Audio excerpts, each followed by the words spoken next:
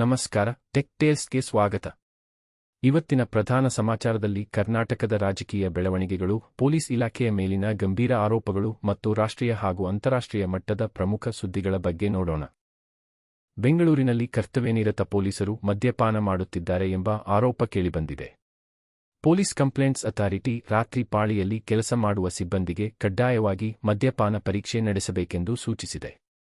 Hotel ಮಾಲೀಕರ ಜೊತೆ ಜಗಳ, ಹಣ ನೀಡದೆ ತಿನ್ನುವುದು ಮತ್ತು ಸಾರ್ವಜನಿಕರ ಮೇಲೆ ಹಲ್ಲೆ ನಡೆಸಿದ ದೂರುಗಳು ದಾಖಲಾಗಿವೆ.